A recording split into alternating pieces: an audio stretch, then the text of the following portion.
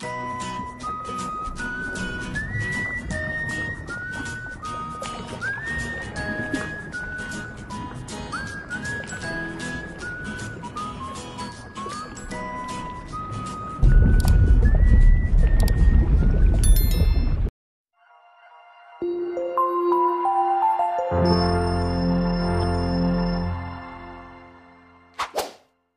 menonton dan jangan lupa di-subscribe ya. Assalamualaikum warahmatullahi wabarakatuh. Apa kabar kawan-kawan semuanya? Dalam video kali ini kita akan membahas lanjutan dari belajar kita di video sebelumnya terkait kumpulan soal seleksi Badan Ad Hoc PPK, PPS, Pantarlih, KPPS persiapan pemilu tahun 2024. Oke, baiklah, kita awali dulu belajar kita dalam video kali ini dengan mengucapkan lafaz basmalah. Bismillahirrahmanirrahim. Soal yang pertama. Pemilih pada pemilihan atau pilkada untuk setiap TPS berjumlah maksimal? Ya, jawabannya adalah 800 orang. Soal berikutnya. Saksi pasangan calon dalam proses hari H saat pemungutan suara haruslah menunjukkan? Ya, jawabannya adalah surat mandat dari pasangan calon yang bersangkutan. Soal berikutnya. Berikut ini adalah pelaksanaan yang dilakukan oleh KPPS kecuali. Ya, jawabannya adalah menyegel kotak suara pada saat pemungutan suara, karena yang ditanyakan adalah kecuali. Soal berikutnya. Berita acara hasil pemungutan wajib ditandatangani oleh? Ya, jawabannya adalah Ketua KPPS dan paling sedikit 2 orang anggota KPPS serta saksi peserta pemilihan yang hadir dan bersedia menandatangani. Soal berikutnya. Dalam hal surat suara yang rusak, maka pemilih akan mendapatkan? Ya, jawabannya adalah surat suara pengganti sebanyak 1 kali. Soal berikutnya. Dalam pelaksanaan pemungutan suara, KPPS melakukan kegiatan yang meliputi di bawah ini kecuali? Ya, jawabannya adalah pengucapan sumpah atau janji pengawas TPS dan saksi. Kecuali berarti yang bukan. Soal berikutnya. Dalam rangka persiapan pemungutan suara, KPPS melakukan kegiatan yang meliputi? Ya, jawabannya adalah penyerahan salinan daftar pemilih tetap kepada saksi yang hadir. Soal berikutnya. Sebelum pelaksanaan pemungutan suara, KPPS melakukan kegiatan yaitu? Ya, jawabannya adalah menandatangani surat suara yang akan digunakan oleh pemilih. Soal selanjutnya. Pada saat pemungutan suara, boleh dihadiri oleh pihak-pihak berikut ini kecuali? Ya, jawabannya adalah panitia pelaksana uji publik. Soal berikutnya. Surat suara pada pemilihan serentak dinyatakan syah apabila? Ya, jawaban yang tepat adalah surat suara dinyatakan sah apabila ditandatangani oleh Ketua KPPS. Soal berikutnya. Surat suara pada pemilihan umum presiden dan wakil presiden dinyatakan sah apabila? Ya, jawaban yang tepat adalah sama, yaitu dinyatakan sah apabila ditandatangani oleh Ketua KPPS. Soal berikutnya, pemilih tidak terdaftar dalam daftar pemilih, maka pemilih dapat menggunakan haknya untuk memilih dengan menggunakan, ya, jawabannya adalah menggunakan KTP elektronik jika tidak terdaftar dalam daftar pemilih. Soal berikutnya, suara dinyatakan sah apabila pemilih melakukan, ya, jawabannya adalah surat suara dinyatakan tidak sah apabila pemilih melakukan, ya, jawaban yang tepat adalah membubuhkan tulisan atau catatan-catatan lain pada surat suara. Soal berikutnya, penghitungan surat suara dilakukan, ya, jawab yang tepat adalah pada saat pemungutan suara berakhir dilakukan oleh KPPS, yaitu pada pukul 13.00 atau pukul 1 siang. Soal berikutnya, sebelum penghitungan suara dimulai, KPPS menghitung hal-hal berikut ini kecuali, ya, jawaban yang tepat adalah jumlah pemilih di TPS lain, karena yang ditanyakan adalah kecuali. Soal berikutnya, penggunaan surat suara cadangan wajib dibuatkan berita acara yang ditandatangani oleh, jawaban yang tepat adalah harus ditandatangani oleh Ketua KPPS dan paling sedikit 2 orang anggota dari KPPS. Soal berikutnya, jenis perlengkapan pemungutan suara terdiri atas, jenis perlengkapan pemungutan suara terdiri atas, ya, jawaban yang tepat adalah kotak suara. Soal berikutnya, PPS wajib mengumumkan salinan sertifikat hasil penghitungan suara selama, ya, jawabannya adalah 7 hari. PPS wajib menggunakan salinan sertifikat hasil penghitungan suara selama 7 hari. Soal berikutnya, berikut ini adalah pihak-pihak yang menghadiri rekapitulasi hasil penghitungan suara di tingkat kecamatan kecuali, berarti yang bukan, ya kawan-kawan. Ya, jawabannya adalah PPKD. Soal berikutnya, proses rekapitulasi hasil penghitungan perolehan suara di tingkat kecamatan dimulai dengan, ya, jawabannya adalah pastinya dengan membuka kotak suara yang tersegel, baru bisa dihitung dan direkap perolehan suaranya. Soal berikutnya, hasil rekapitulasi penghitungan perolehan suara harus dituangkan ke dalam, ya, jawaban yang tepat adalah berita acara atau BA dan sertifikat hasil rekapitulasi. Harus dituangkan di dalam 2 hal tersebut, berita acara dan sertifikat hasil rekapitulasi. Soal berikutnya, berita acara atau BA dan sertifikat hasil rekapitulasi pada tingkat kecamatan harus ditandatangani oleh, ya, jawabannya adalah seluruh anggota PPK dan saksi peserta pemilu yang hadir pada saat itu. Soal berikutnya,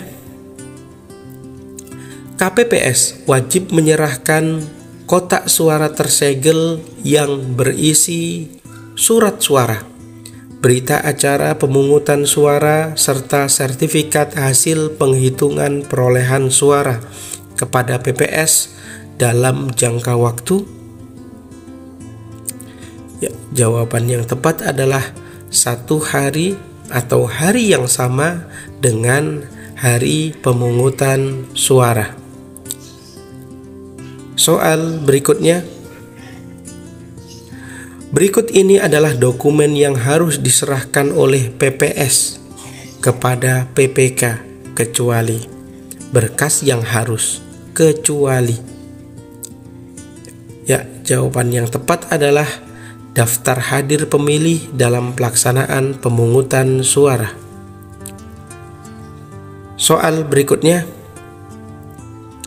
Setelah menerima BA atau berita acara dan sertifikat hasil penghitungan suara dari PPS kepada PPK, selanjutnya yang dilakukan PPK adalah,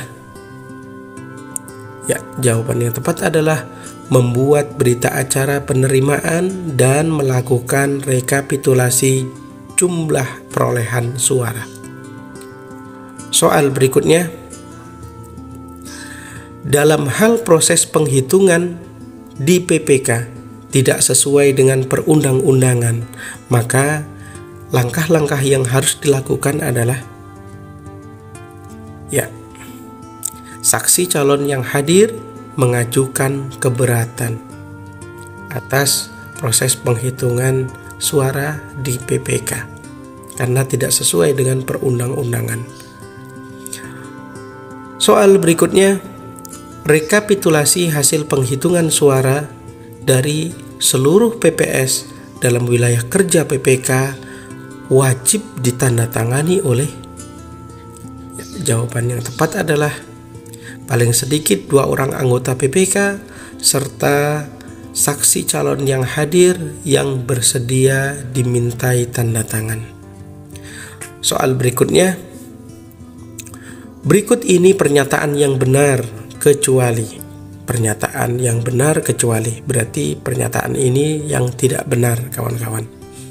Ya, jawaban yang tepat adalah PPK memberikan 1 eksemplar salinan berita acara dan sertifikat hasil kepada PPL.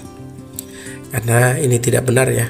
Harusnya PPL yang menyerahkan kepada PPK.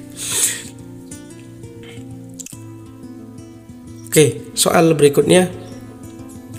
Penyerahan berita acara dan sertifikat hasil penghitungan suara beserta kelengkapannya dari PPS kepada PPK diawasi oleh, ya, jawabannya adalah diawasi oleh Panwaslu Kecamatan.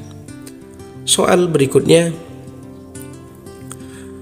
Pada pemilihan serentak, pada saat penyerahan berita acara dan sertifikat rekapitulasi hasil penghitungan suara beserta kelengkapannya dari PPK kepada KPU Kabupaten Kota, maka PPK wajib melaporkannya kepada, ya, jawabannya adalah PPL.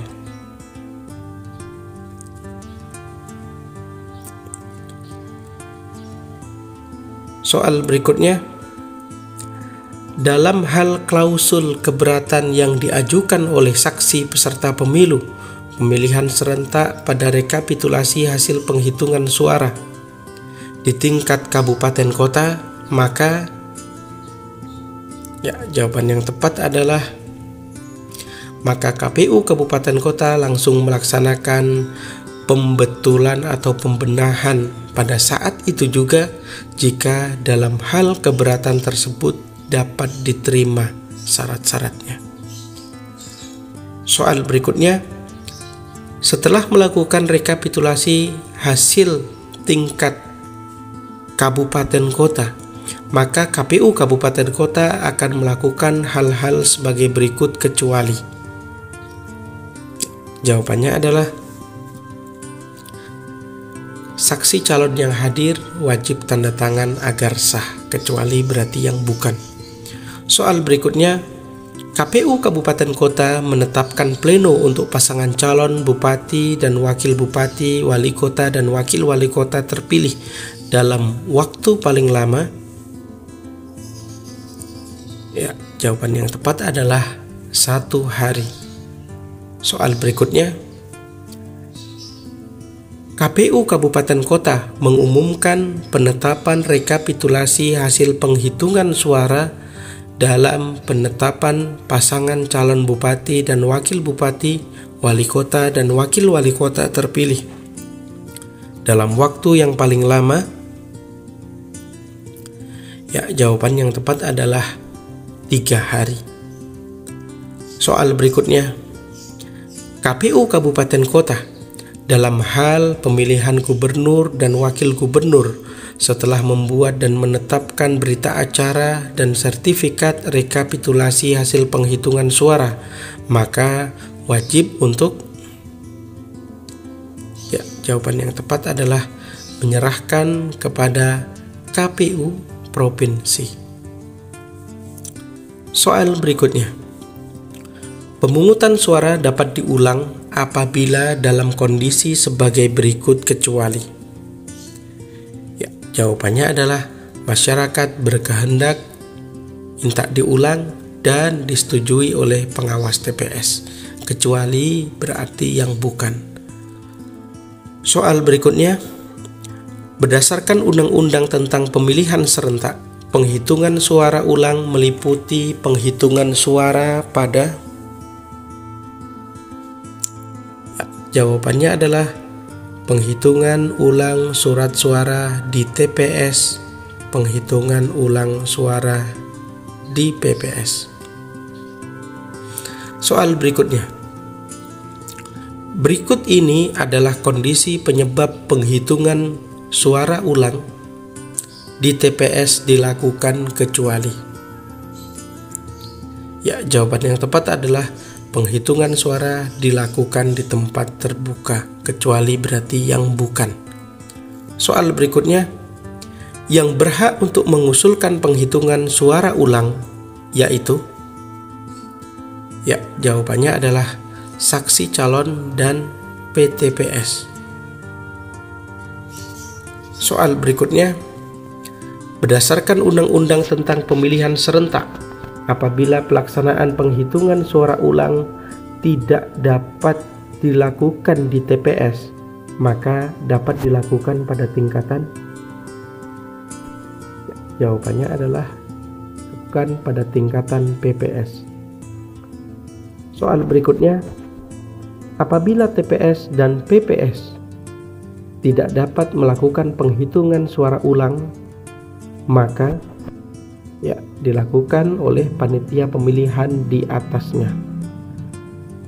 Soal berikutnya, rekapitulasi hasil penghitungan suara di tingkat PPK Kabupaten Kota dapat diulang karena kondisi atau hal-hal sebagai berikut kecuali.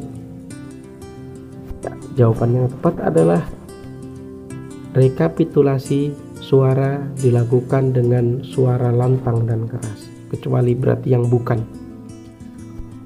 Soal berikutnya, berdasarkan Undang-Undang tentang Pemilihan Serentak, rekapitulasi hasil penghitungan suara PPK KPU Kabupaten Kota harus dilaksanakan dan selesai pada, jawabannya adalah hari yang sama dengan pelaksanaan rekapitulasi. Soal berikutnya. Berikut ini adalah pernyataan kondisi dilaksanakannya pemilihan lanjutan dan pemilihan susulan kecuali. Ya, jawaban yang tepat adalah terjadinya gangguan yang mengakibatkan petugas KPPS dan PPS tidak dapat menunaikan atau melaksanakan kerjanya. Soal berikutnya, lembaga pemantau pemilihan serentak mempunyai hak sebagai berikut kecuali. Ya, jawaban yang tepat adalah mengamati dan mengumpulkan informasi hanya pada saat jalannya proses rekapitulasi suara saja. Oke, baiklah kawan-kawanku semuanya, sampai di sini dulu belajar kita dalam video kali ini. Kita akan lanjutkan lagi belajar mengenai persiapan badan ad hoc dalam video-video selanjutnya. Semoga bermanfaat dan tetap semangat. Wassalamualaikum warahmatullahi wabarakatuh.